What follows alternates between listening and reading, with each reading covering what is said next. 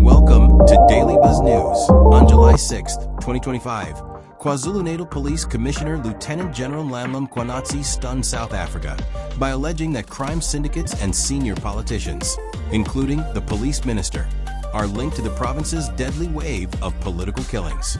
President Cyril Ramaphosa responded by announcing a new commission of inquiry, while Parliament opted to delay decisive action through an ad hoc committee. South Africa, things are getting very, very interesting with the whole Mkhwanazi affair. Remember, let me just run through how we got to where we got to and why this is going to be such a big story that is about to break out. So, on the 6th of July 2025, Lieutenant General Nhlanhla Mkhwanazi, the leader of the police in KwaZulu-Natal, held a very, very controversial press conference where he was flanked by a whole lot of armed uniformed police members wearing camouflage and face masks. It all looked very South American.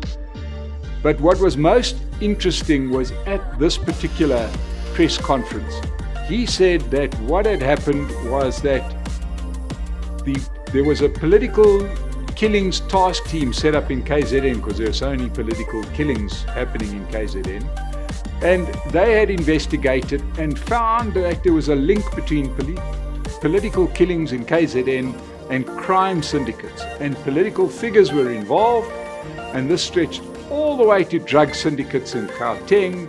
And he named names, and the big name that he said was the police minister, Senzo Mkhunu, was involved. And this stretched all the way up to the top. And the country lost its absolute mind, as it deserves to, because it's pretty big news coming out of a very important source. Because for those of you that don't know, General Mkhwanazi had made a name for himself by becoming quite the vigilante almost in KZN. And, get his men that got involved in shootouts with criminals, and the body count was mounting up. And in a country like South Africa, where the government has in many cases supported crime and supported the collapse of the police force, we do remember the wonderful work that Jacob Zuma did when he was president in defanging the police and scrapping the scorpions and God knows what else. It seemed like the politicians had effectively made the police force null and void. Along comes Mkhwanazi, he gains a bit of fame and notoriety because for once a policeman looks like he's doing his job, even if it looks a little heavy-handed. South Africa now hears his press conference and looks to the president for action. But the president was in Brazil, as the president always is. He's never at in his country when his country needs him. So he raced back. It took him only a week to get back. And he called a press conference of his own that was going to be held on the 13th of July, a week later. And needless to say, it started an hour and a half late, but that's the usual disrespect we get from the president. And we were expecting action. And what did we get? A commission of inquiry, the Nhlanhla Commission. And this was going to be speeded up. It was only going to take a year. We're talking about people getting killed now, drugs being sold now, a commission of inquiry that was going to come back to us in a year's time. So off our president leaves the stage. No stone will be unturned. The famous old statements, right? I'm shocked. I'm sure that was in there somewhere. Parliament, not to be outdone, a few days later announces that no, Parliament will do its work for once. And they announced an ad hoc committee. A week later, they announced the composition of the ad hoc committee, and surprise, surprise, it's headed up by an ANC deployee, Soviet Nhlanhla. They had their first meeting and spent 10 hours to decide what it is that the commission must do, and absolutely do nothing. And a month later, they still don't know. So, parliamentary ad hoc committee, I suppose we can write that one off, because a whole lot of people there weren't that interested in getting the answers out. So, attention goes back to the Commission of Inquiry. Then what happens? Commission of Inquiry is delayed because we don't have laptops and we don't have cell phones. This is 2025, people, everybody, My dog Waldo's got a laptop and a cell phone. But apparently not the people in the Parliament, in the Commission of Inquiry, the Nhlanhla Commission. They, I don't know, presume still use Abacus or something, whatever it is. Home telephones. Point is, Commission of Inquiry can't start. Right? Minister gets up, Mamalaka Kombai, says, I'm very, very sad, very unhappy. Oh, suspend some arbitrary civil servants, they must carry the can. President says he's shocked and disappointed. Commission of Inquiry is delayed. So this is now, up to this point in the story, this is typical ANC movie. What you do is you just kill it in process. This must come up, and then this report and this commission, but nobody ever sees inside of a courtroom, and God forbid the inside of a jail cell. But it seems like there is a little bit too much spice in this story, because I think a lot of people right here and now understand that you can't run forever. So what news emerges?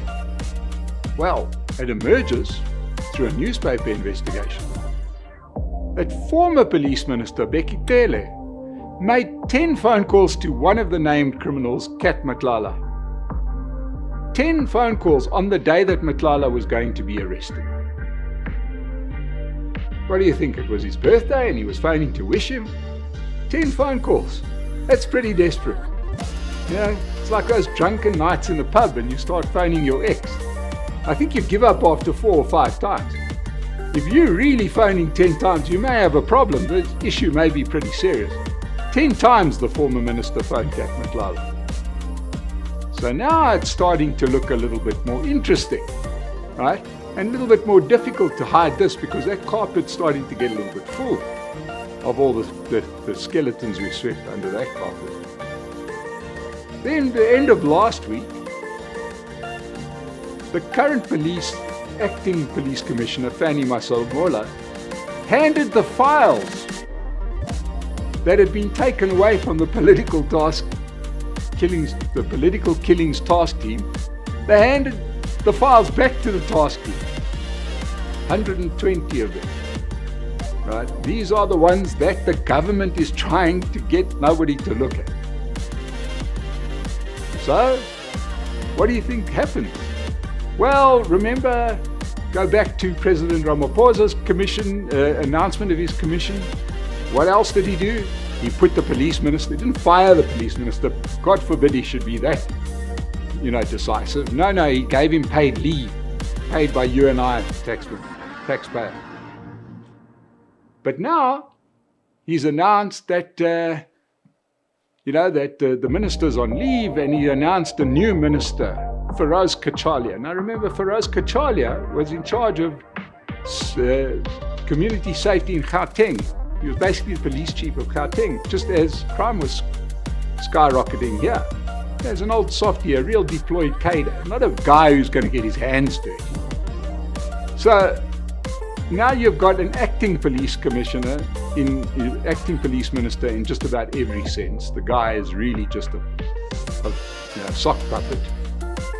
But the president announced how unhappy he is that General Masemola has handed back these cases back to the police force to investigate, to the task team to investigate. Because, and this is where the story gets interesting, there's real stuff in those files. There's stuff. This isn't like the Zondo Commission. These guys aren't as good as what Jacob Zuma was, where he kind of said, well, what are you going to do? What are you going to do? At that point, he still had a parliamentary majority. He still had parliamentarians that were prepared to say a swimming pool is a fire pool. Cyril Ramaphosa doesn't have that kind of protection. He's also deep into his second term. He's also got a minority government. But there are names in those files. Names of people that are politicians, much like Becky Taylor. Why else would you call a criminal 10 times on the day he's going to get arrested? I don't think he was going to give him advice as to what to pack in his case. Right? There are genuine cases of political involvement in very bad crimes. Now, we don't want to grade crimes on the state of the nation, but let's be fair here. Often, and I hate to say this, often, when money gets stolen from Eskom or Transnet, we sort of struggle to make the connection to load shedding or to the lack of economic growth, although we should. It feels like, just let's get rid of him and put somebody else in the job to run the place properly. But when a politician is involved in dealing in drugs and murder syndicates, that's a line that nobody wants their politicians to cross.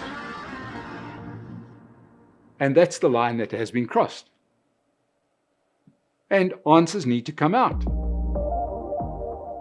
But here we are, in September, nearly 2 months after Mkhwanazi's press conference, early July, and still no action. Cans kicked down the road. Soviet Nhlanhla has done his job in, killing the parliamentary ad hoc committee.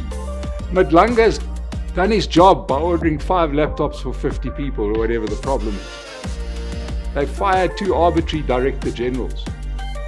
So what? They're not the politically connected people in the files. The question that we should all be asking ourselves is, what is being hidden? What is in that file that suddenly makes the president so unhappy? Now, we know that the president himself is compromised because of Pala Pala. That one hasn't played out yet. We know that there's a number of compromised cabinet ministers who I'm sure, would be part of any scheme that's going. We want names. We want action. Do our politicians really think we're just going to let it go? I doubt it. Why do you think General Masemola has handed those files back to the task force? I would imagine that he also understands that he's got a choice to make. Either he can help with the cover-up, if he's involved. If he's not involved, be the guy who gets the files back. And maybe you can salvage your reputation. But something very, very bad is about to happen. There is no doubt about it. When I say bad, I'm talking about bad politically. Because I think that the ANC, they have survived all kinds of things. But I don't know if the party could survive a scandal that links very senior politicians to drug syndicates. Thanks for watching.